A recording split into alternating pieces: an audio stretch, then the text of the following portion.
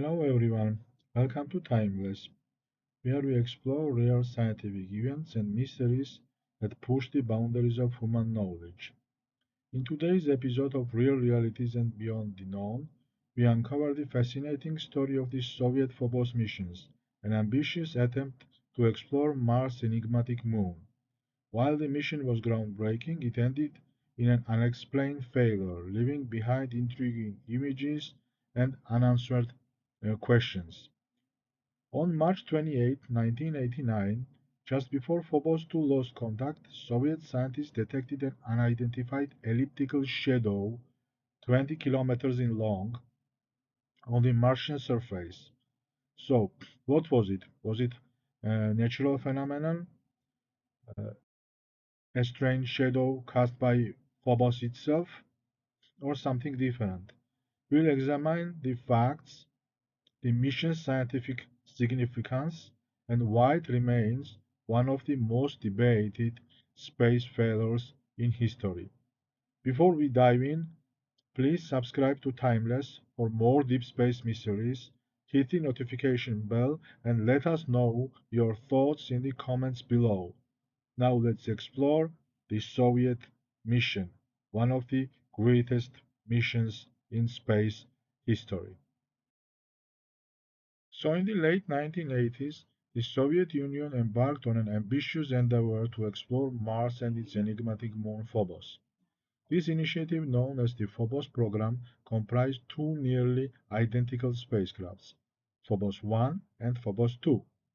Despite meticulous planning and international collaboration, both missions encountered unforeseen challenges, leading to their premature conclusions. Today, we delve deep into the intricate details of these missions, exploring their objectives, journeys, and the mysteries that still partly surround them. So, the Phobos program was officially announced on November 14, 1984, with the primary aim of conducting detailed studies of Mars and its moons, particularly Phobos. The mission featured cooperation from 14 other nations, including Sweden, Switzerland, Austria, France, West Germany, and the United States, which contributed the use of its NASA Deep Space Network for tracking the twin spacecraft. This, the spacecraft design was innovative, featuring pressurized toroidal electronics section surrounding a modular cylindrical experiment section. Below this were mounted four spherical tanks containing hydrazine for attitude control and orbit adjustment. A total of 28 thrusters were mounted on the spherical tanks, with additional thrusters on the spacecraft body and solar panels. Attitude was maintained through a three-axis control system, with pointing ensured by sun and star sensors. Phobos 1 launched on July 7, 1988, from the Baikonur Cosmodrome aboard a Proton-K rocket.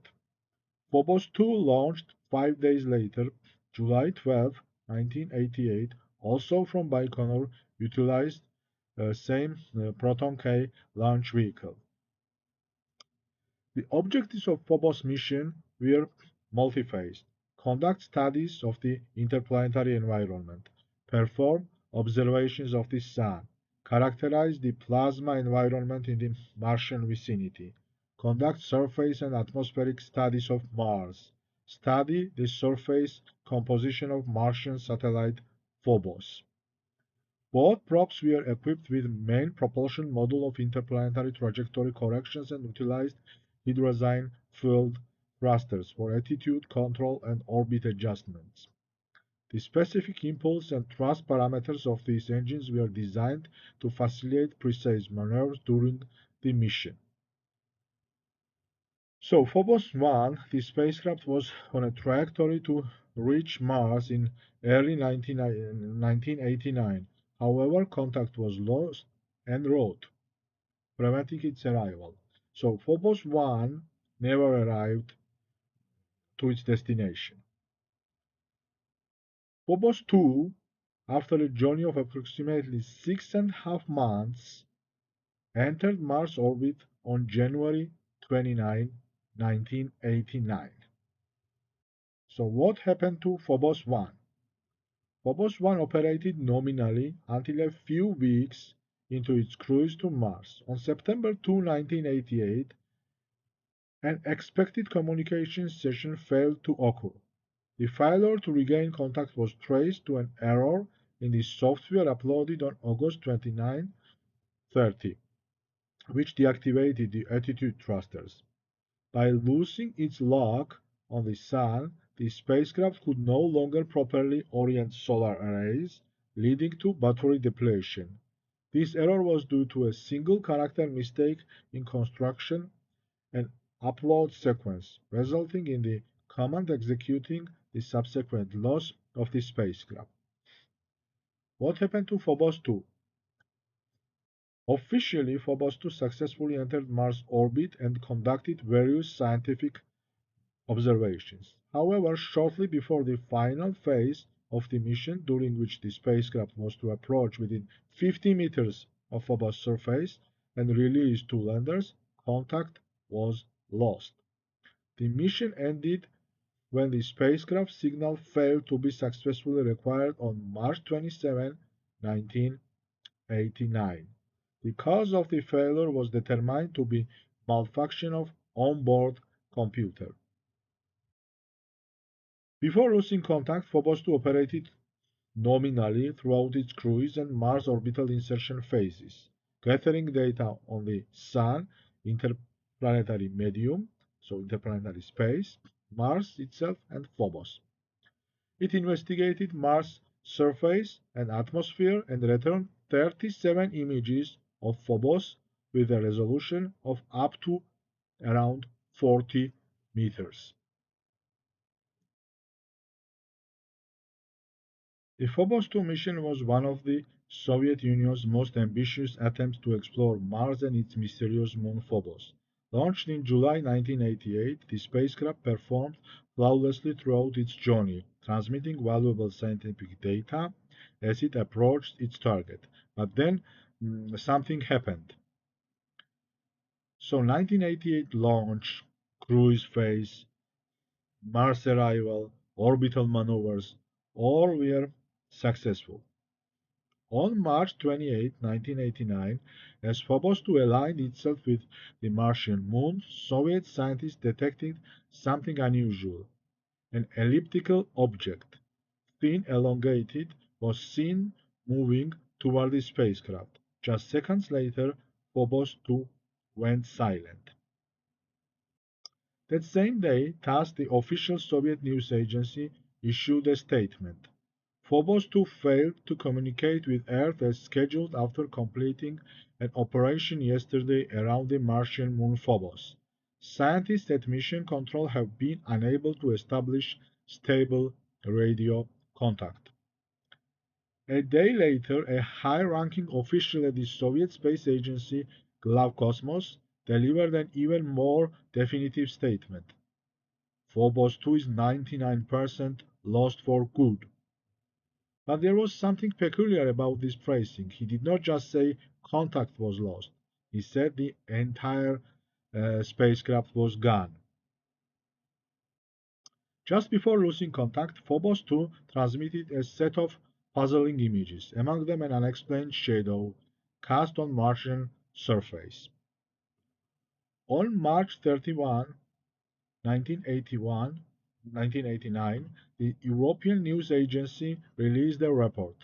Phobos 2 captured strange photos of Mars before losing contact with its base. The Soviet news program Vremya further revealed that the spacecraft had photographed an unidentified object near the surface seconds before its transmission ceased. Scientists described it as a thin ellipse stretching over 20 kilometers. So what made this even more perplexing? The anomaly was not an optical illusion. It was captured by two separate color cameras and infrared imaging as well. At the Kaliningrad Control Center, one flight controller suggested that Phobos 2 had begun spinning uncontrollably before contact was lost. If true, this could indicate that the spacecraft was struck by something or experienced a critical failure at the worst possible moment. Even today, the mystery of Phobos 2 remains unsolved. While there is no evidence of anything unnatural at play, the circumstances surrounding its failure, right as it prepared to study Phobos, have fueled decades of uh, speculations. So, if we briefly summarize what information we have, and I trust in general whatever was released by Soviet space agencies. On the one hand, we have like official information where they say that losing Phobos 2 probe was because of the computer failure, computer malfunctioning, and then at the same time, they officially released those photos. So those photos are not like some sort of like conspiracy or some sort of secret thing. No, but what is the like outcome? Some of the ufologists will argue that maybe okay, it was like computer malfunctioning, but computer malfunctioning was caused by UFO or something like this. But in reality, I believe that it was some sort of debris, maybe space debris, or maybe some sort of different temperature area. Because if you will see on the photo, it's like too big. It's almost same size as uh, actual Phobos. So it cannot be some sort of like alien spacecraft or something like this. It's 20 kilometers in length. So probably it's like either natural phenomena or something we don't know. Of course, like there are many questions, but nothing directly proves that it's some sort of alien spacecraft, like many people want to believe. On the other hand, it's very strange why so advanced space probe traveled all this distance and when approaching this some sort of like uncertain situation lost control. They think that one of the spaceflight managers said that it uh, went into uncontrollable spin is not very trusty for me. Or even if it is true, like computer malfunctioning can also throw in a uncontrollable spin if it made like some sort of not proper power in just one of the engines and then went into the spin. So personally, I think that we have more something we deal with more of like natural phenomenon, unknown natural phenomenon. But I don't know, like there are a lot of questions until today. So the Phobos 2 mission was a bold step in Mars exploration, yet it ended in mystery, as we said. The probe performed flawlessly until it aligned with Phobos. Moments before losing contact, Soviet scientists detected something unusual, an unexplained elliptical shadow moving across the Martian surface. So those shadows, those long shaped, some sort of unidentified photos are real. There is no question. Those are real, but what it was in reality, or was it reason or not of failure aboard computer, of Soviet probe Phobos 2 is unknown. Like official information is correct, like malfunction of computer. That's true. But what were those shadows on Martian surface and this prolonged like 20 kilometer in length, strange like pipe shape kind thing? Just was it trick of light, just a natural phenomenon, or did something physically interfere with the spacecraft? While some speculate widely, the truth, even until today, remains unknown. So what do you think happened? Share your thoughts in comments below. If you found this deep dive interesting, don't forget to subscribe to Timeless and turn on notifications so you never miss an episode. And if you would like us to analyze more forgotten space missions, give this video a like. So until next time, stay curious, keep questioning, and always explore beyond the known. Thank you very much for watching. Until then.